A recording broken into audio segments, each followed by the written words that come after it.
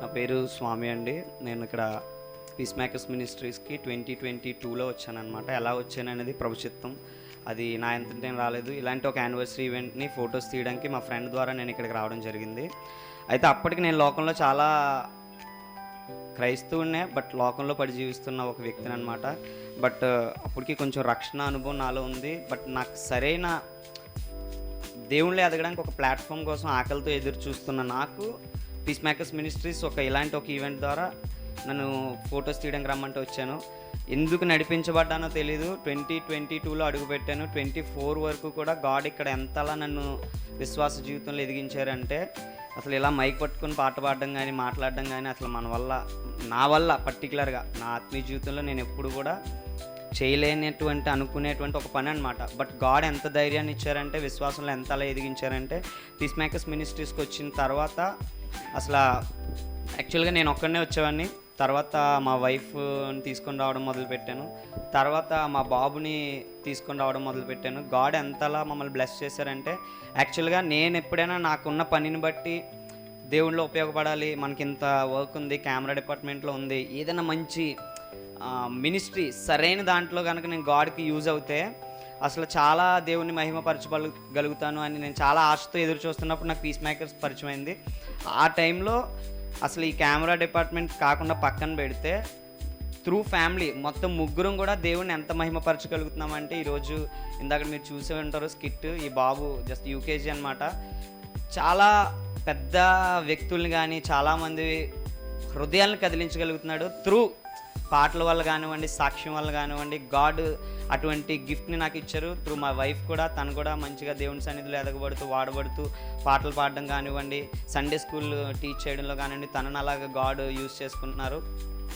ఇకపోతే piece makers మినిస్ట్రీకి వచ్చిన తర్వాత అన్నతో నా అనుభవం ఏంటంటే, యాక్చువల్గా పాస్టర్ గారు అంటే నేను చాలా స్టబ్బన్గా అసలు మాట్లాడకూడదు, ఏదో లాస్ట్లో ఇలా చేసి ప్రార్థన చేస్తారు, తర్వాత వెళ్ళిపోవడం అన్నట్టు ఉండేది. కానీ అన్నని నేను చూసిన తర్వాత ఎలా అయిపోయిందంటే, జీవితంలో ఒక గైడ్ ఉంటే ఇలా ఉంటే సరిపోద్ది మనకి. అంటే విశ్వాస జీవితంలోనే కాదండి, నా పర్సనల్ లైఫ్లో కూడా నేను ఏదైనా చెప్పినప్పుడు, అంటే యాక్చువల్గా ఏదైనా ఒక సలహా ఇస్తారు కదా అని నేను చెప్తాను, తీరా చూస్తే బైబిల్ తీసి సలహా ఇస్తారు ఆయన. నాకు ఇది చాలా బాగా నచ్చింది. అదే నేను అనుకున్న కోణమేమో లోకరీతి సలహా ఎక్స్పెక్ట్ చేస్తాను ఆయన దగ్గర నుంచి, బట్ ఆయన మాత్రం బైబిల్ తీసి నాకు చెప్తూ ఉంటారు. ఎన్నో ఆదివారాలు ఇక్కడ నేను ప్రభు సన్నిధిని అనుభవించగలిగాను అనమాట. దేవుని దయ వల్ల మాకు, అంటే మేము లోకంలో పడి ఎంతున్నా కానీ కొంచెం తడబడుతూ వెళ్ళిపోతున్న మాకు పీస్ మేకర్స్ ద్వారా ఆత్మీయ జీవితంలో ఇంత స్ట్రాంగ్గా నిలబడడానికి ఒక ప్లాట్ఫామ్ దొరికింది. అసలు దేవుని మహిమపరచబడడానికి ఇలాంటి ఒక సన్నిధి మాకు వస్తుందని మా జీవితంలో మేమైతే ఎక్స్పెక్ట్ చేయలేదు. ఎందుకంటే నా ప్రీవియస్ లైఫ్ స్టైల్కి వెళ్తే అసలు దేవుని మహిమపరచడం పక్కన పెడితే లోకంలో నన్ను చూసి అందరూ అసహించుకునే క్యారెక్టర్ నాది. అలాంటి క్యారెక్టర్ ఈరోజు ఇలాగా మైక్ పట్టుకొని దేవుణ్ణి మహిమపరచగలుగుతున్నాను, పాటలు పాడగలుగుతున్నాను, త్రూ కెమెరా మినిస్ట్రీ ద్వారా మందిరంలో వాడబడుతున్నాను. నేను ఒక్కడనే కాదు, కుటుంబంగా వాడబడుతున్నాను. దీన్ని బట్టి దేవాది దేవునికి ఎన్నో వందనాలు చెల్లించుకుంటున్నాను.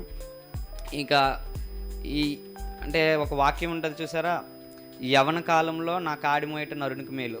ఎస్, యవ్వన కాలంలో ఇక్కడ క్రీస్తు అనే కాడిని మోసే యవ్వనస్తులు చాలామంది ఉన్నారండి. ఇప్పుడు దాకా మీకు చెప్తున్న ప్రతి సాక్ష్యం కూడా చాలా, అంటే ఒక్కొక్కరు ఎలా అంటే బండరాళ్ళులో వచ్చాము ఇక్కడికి. ఇప్పటి వరకు మీరు ముందు విన్న సాక్ష్యాల్లో కూడా ప్రతి ఈచ్ అండ్ ఎవ్రీ పర్సన్, మీకు ఇంకా కొంతమంది సాక్ష్యాలు చెప్పలేకపోవచ్చేమో కానీ మినిస్ట్రీ ఎంతే అవ్వచ్చు, మందిరం ఎంతే అవ్వచ్చు, వెనకాల ఉన్న యవ్వనస్తులు మాత్రం చాలా మీకు ఊహకు అందలేనంత మంది యవ్వనస్తులు దీని వెనకాతలు ఉంటారండి. లిటరల్గా ఒక 20 to 30 మెంబర్స్ 24 hours మందిరానికి కనెక్ట్ అయ్యే ఉంటారు. 20-30 మంది ఇటువంటి డేస్లో, అంత్యకాల సమయాల్లో క్రీస్తు అనే కాడిని మోస్తున్నామంటే just because man of God, దైవ సేవకులు మమ్మల్ని అలా లీడ్ చేస్తున్నారనమాట. ఇది ఎంతో దేవుని కృప. అల్టిమేట్గా సేవకులు కూడా దేవుని చేత నడిపించబడుతున్నా కానీ దేవుని చిత్తం ఏర్పరచబడకపోతే మేమందరం ఇక్కడ కలుసుకునే వారం కాదు. ఒక్కొక్కరు ఒక్కొక్క డిఫరెంట్ ఏరియాస్ నుంచి, డిఫరెంట్ ప్రొఫెషన్స్ నుంచి ఇక్కడికి వచ్చి మినిస్ట్రీకి ఏదైతే అవసరమో, మినిస్ట్రీలో పరిగెట్టడానికి ఆకలి గల దైవజనులు ఎవరైతే ఉన్నారో దేవుడు ఆయనకే మమ్మల్ని చెప్పారనమాట. ఇందాక మీరు విన్న సాక్ష్యాల్లో ప్రతి ఒక్కళ్ళు కూడా ఒక్కొక్కరికి ఈచ్ అండ్ ఎవ్రీ పర్సన్కి ఒక్కొక్క టాలెంట్ అండి. ఒక గవర్నమెంట్ అఫీషియల్స్ ఉన్నారు, స్కూల్లో హై అండ్ ఎడ్యుకేటెడ్ చదివిన ఇంజనీరింగ్ స్టూడెంట్స్ ఉన్నారు. అసలు మాకు చదివే లేకపోయినా టెక్నికల్గా ఎంతో కొంత వర్క్ ఉన్న మాలాంటి పీపుల్ ఉన్నారు. ఇదంతా త్రూ జస్ట్ దేవుని మహిమపరచడం కోసం దేవుడు ఏర్పరచుకున్న ఒక చిత్తం. ఆ చిత్తంలో ఈ పీస్ మేకర్స్ మినిస్ట్రీస్ అనేది చాలా బలంగా వాడబడుతుంది. సో ఇంకా అనేకమైన యవ్వన సాక్ష్యాలు మీరు వింటారు. ఇప్పుడు సమయం లేకపోవచ్చు, బట్ మీకు రానున్న రోజుల్లో యూట్యూబ్ ద్వారా ఈ మినిస్ట్రీ చాలా విస్తరించబడుతుంది. యూట్యూబ్ అవనండి, ఇంకా ఏమన్నా మీకు సేవకులు చెప్తారు. నేను ఒకటే చెప్తాను, మీ ఇంట్లో యవ్వన పిల్లలు ఉంటే కనుక ఒక్కసారి పీస్ మేకర్స్ మినిస్ట్రీస్కి పంపించండి.